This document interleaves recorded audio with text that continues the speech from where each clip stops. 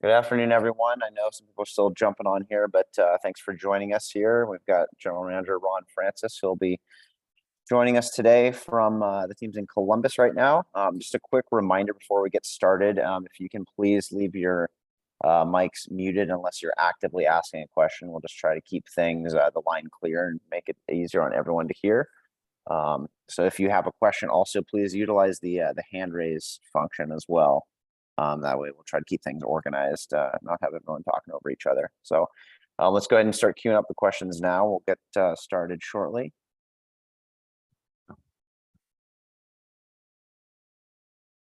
All right, let's kick things off here with Bob Condor. Hey, Ron, how are you?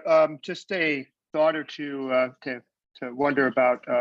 Were there deals in the last 24 hours, 48, that did interest you? And number two question, any update on Burakovsky coming back? Yeah, I know. I think you're constantly always talking. You're trying to see if there's a fit or something that makes sense. I said all along, I like our group. You go back to last year's trade deadline, and if you want to include Sprong, who came at the deadline there, and Maddie, the last 10 games of the season, we got 8 new faces in our lineup. So we did a lot of the work, kind of in the summertime. And I think we're seeing the results on the ice with our players, and we like the group, like I said, and felt that give them the chance to get in the playoffs, which we all want to do. I think they've earned that opportunity. Berkey is training hard in the gym, and my belief, a little busy today, so I didn't get confirmation, but I believe he was getting on the ice today. So that would be his first day back on the ice. Let's go, Mike Benton.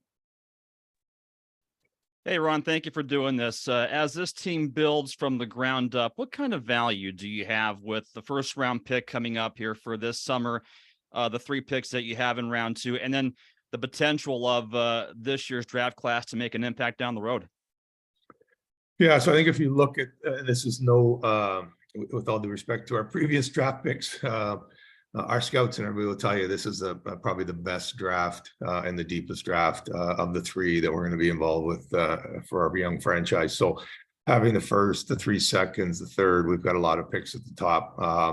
And that'll give us options as we get to the draft, whether those players there that we absolutely want, I think they make an impact for us, whether we think there's something that makes sense in a deal to move something at that point to make our team better, but it still gives us those options to do as we head into the draft. Curtis Crabtree. Hey, Ron, I'm just kind of curious from a big picture perspective. How did you kind of characterize the way the trade deadline went around the league? A lot of big deals, a lot of player movement. What was the market like for somebody trying to work your way through it and see what was available and what could fit for you? Yeah, I know it was interesting. At one point there, I thought maybe they moved the trade deadline to like Wednesday, and nobody told me, but it was a lot of action on that day. But really interesting, and I'm sure all the deals haven't come in yet, but well over 12 first round picks changed hands this year, which is a big number. And certainly in the East, there was a lot of big significant trades. I always refer back to Brian Burke's kind of comments of one year. I think there was 18 teams that made deals at the deadline, and he said the math just doesn't work because there's only one Stanley Cup. So there was a lot of things that happened. A lot of picks exchange hands, a lot of players. Those teams obviously felt it was right for them. We look at both what's right for our organization and our team now, and moving forward as we try and build this from the ground up. And at the end of the day, we believe in the group we had, and didn't think there was prices that we were willing to pay at this point to change that chemistry that we have in our locker room currently. Darren Brown. Thanks, Ben. Hey, Ron, there were some reports out there just coming right up to the deadline that you guys were interested in a couple different players. I'm wondering if there was any truth to those reports and rumors, and I guess why did those deals not work out if there was interest? Yeah, so there's it's an interesting time of year. There was a lot of rumors that were coming our way.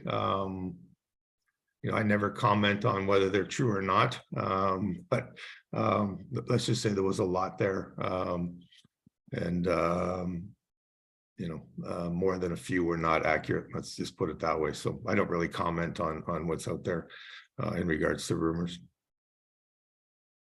RJ. Hey, Ron, have you had any discussions yet about extensions with any of the pending free agents, particularly Dunn and Susie? We've had sort of small conversations, but at the end of the day, we decided just to push it off till the end of the year, let the guys focus on playing and playing as well as they can. And, as a group, let them try and get in the playoffs, which is what we all want them to accomplish. Tim Booth.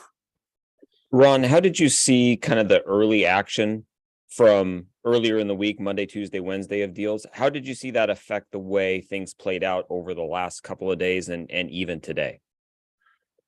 Well, I think, everybody's kind of got their list and their board and you see a lot of those big names move. So I think a lot of teams adjusted, sort of on the fly to that. And then now you're going to the next tier, but I'm sure guys are looking at the prices that were paid in the previous deals and then they want more. So, every trade market's a little bit different.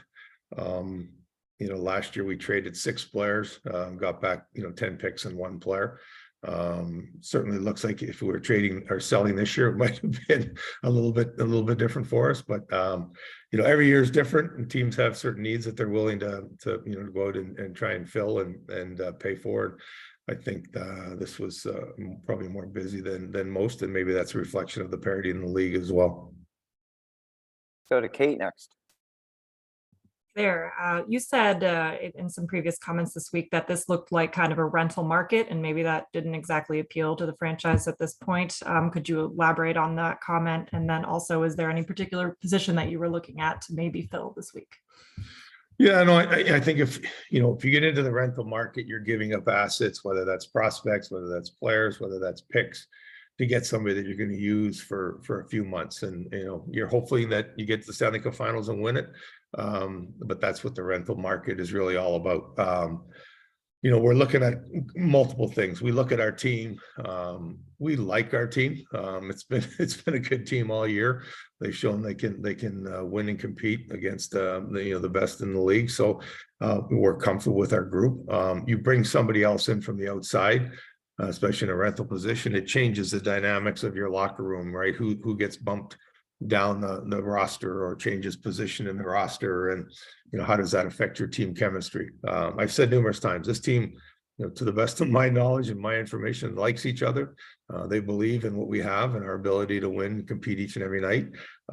They don't have any concern as to who's scoring the goal or who's blocking the shot. I mean, they're just excited for each other, and the bottom line is they want to win. So they've put themselves in this opportunity to have a chance, and I think they've earned the right to continue to do that. And so we looked at the rental market, but we didn't feel there's something there that made sense for us, and we stick with the guys we have based on the previous comments. Andy Ide. Hey, Ron, in that vein, have you talked to the group yet? Have you addressed them? Because it feels like saying, "Hey, I believe in you guys, we're not going to make any moves," would be a great motivator. I've talked to some of the veteran players leading up to this week, and I had conversations with Dave. The trade deadline just ended here at 3:00. Took a quick shower, and I'm doing this with you guys. But at some point, I'm sure Dave will have a conversation with the team, and if I get that opportunity, I'll certainly have that conversation as well. Rob Simpson. Hey, Ron, thanks for doing this. Couple of historical questions. 91, you're involved in what's considered one of the most successful deadline deals ever. Obviously, you went on to win 2 cups with Pittsburgh. What do you remember about that whole thing, and what's it like to go through that? Although I'm sure you were pretty stoked going to the Penguins at that point with Ulfie. Yeah, no, I mean, there's always things going down. It was a weird year for me in Hartford. My wife and I had just had our first child, Caitlin, February 5th. They had actually called the week before and told me that they weren't going to trade me. And then the night before the deadline, they called me and told me I was traded.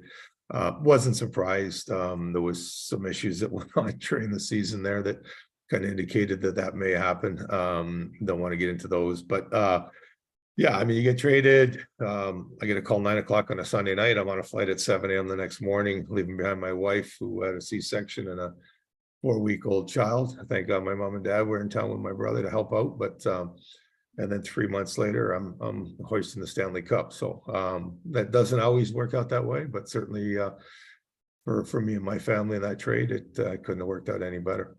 And for all the time since then that you've seen guys have to go through the nerves, I'm sure you can empathize with, as a manager and also as a player, just the fact that it's a difficult few days for a lot of people.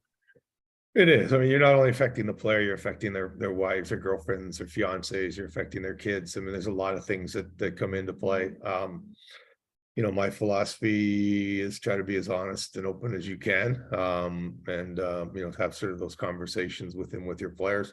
There may be rumors or speculation out there that aren't true. If that's the case, you know, I try and have conversations with my players. You know, if I'm looking to do something and they're involved, I may have those conversations as well. Doesn't mean it's going to happen, but at least, you know, I think if you're open and honest with your players, you know, that's the best that they can ask for, and that they may not respect or agree with your opinion, but at least they can respect your honesty in the situation.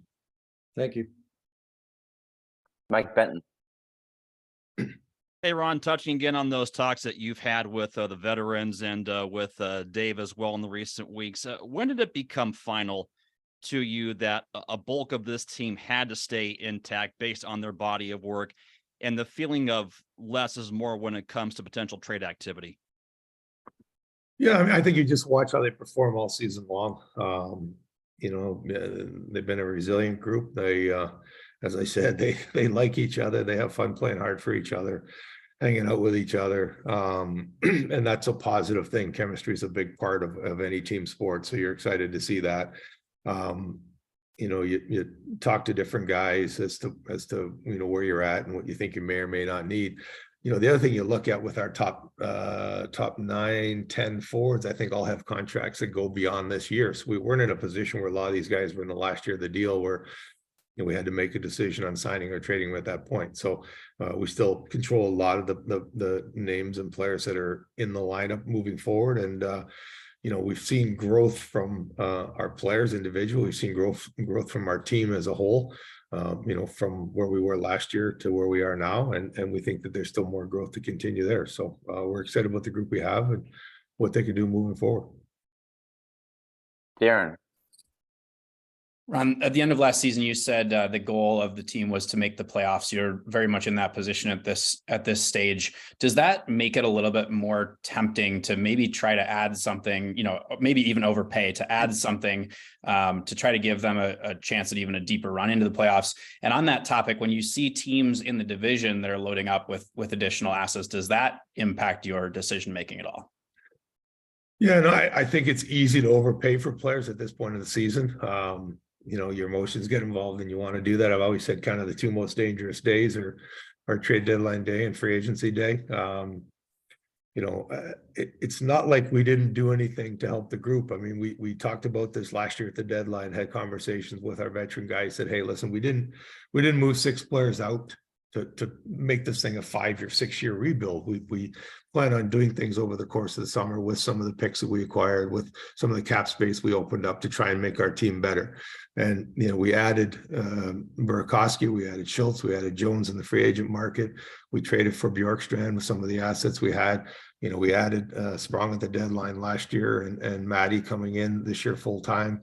You know, Tolvanen on waivers and Magna a few weeks ago. So, you know, there's 8 different pieces we've done to add another piece, just add a piece and overpay at this point.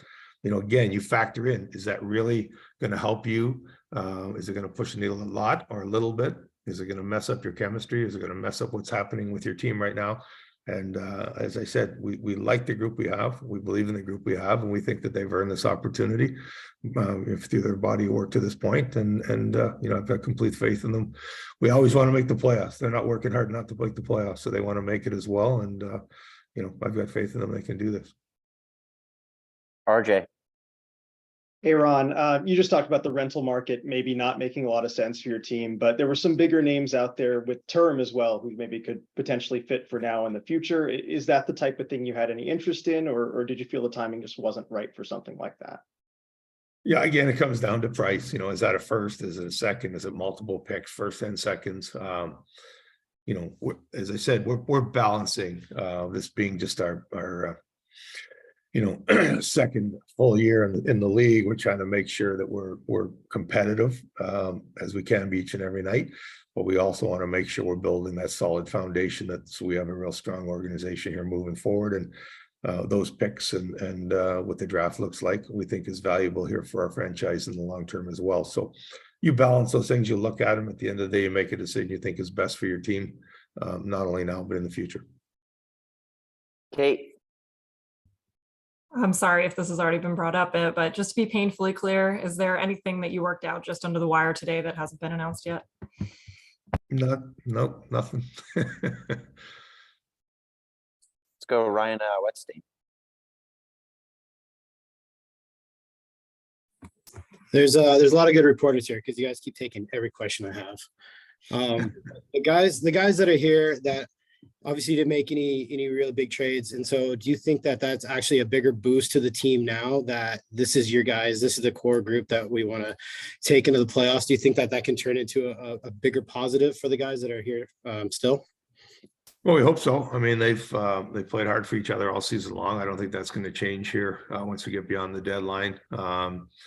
If anything, probably, you relax a little bit because it's a nervous time this time of year. You never know what's going on. There's all kinds of rumors and stuff. So, now they can put that in the rearview mirror and focus on the task at hand, and that's winning hockey games and getting into the playoffs. We'll do a couple more here. Let's go, Tim Booth. Ron, what's the plan with Chris Driedger down in Coachella, and do you believe there's a chance he can get back into the mix with Martin and Gruby by the end of the regular season? Yeah, I mean, with Chris, he hadn't played a hockey game since last May. So, it's a long time not to play hockey. We're in a playoff race, so it's pretty hard to test him by throwing him into an NHL game. So we put him on waivers and he cleared. So we sent him down to Coachella Valley. He's played 2 games there already, and he'll get to play a lot more hockey games down there. And honestly, just kind of watch and see how he progresses, and then we'll make decisions from there. Let's do our last 2 here. Start with Eric Ayala. Thank you, Ron. I wanted to ask, now that we've gotten through the trade deadline, you mentioned that there are a few players that you'll have conversations with once you finish out the season. What else is on your list to do, so to speak, now that we've gotten through the trade deadline and you know that you're going with the crew that you have? Yeah, no, it's kind of similar every year for our group, right? Like our pro scouts, our scouting, especially the free agent market, as we get into the summer, see what might be available there. We continue to watch players whose contracts might be up as RFAs that may or may not be qualified. On the amateur side, we're continually scouting, especially with the 10 picks in this year's draft, we're scouting, the players and having those conversations, trying to get that right as we head into that. So there's still a lot of hockey here to watch for our scouts the next few months.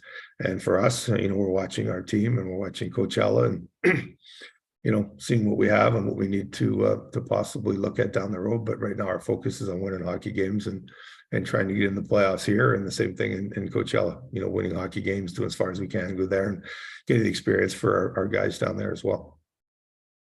Let's wrap things up here with Curtis Crabtree. Hey, Ron, the one move you did make before the deadline, bringing in Jacob Magna, he's been here a couple weeks, only played a couple games for you guys, but what have you seen out of him coming into the group, and how do you think his fit kind of goes with what you have now going forward the rest of the year? Yeah, I mean, Jason's a big, solid defending defenseman. Gives us more depth. We were a little concerned with maybe our lack of depth on the blue line, especially with Olsen hurt down there. He's just coming back to play. He broke his leg about 7 weeks ago. So that was part of that. Just making sure we had that protection moving forward. He's got another year in his contract. So at a real strong number. So, we think he's a good piece. It's obviously tough, not playing. But, both he and Cal will continue to work hard and be ready in case their numbers are called on. All right. Thanks, Ron. Thanks, everyone. Appreciate you taking the time. Thank you, everybody. Appreciate it. Thanks. We reminder we have a game tonight, and Coach Haxtell and York Strand will be available. Take care.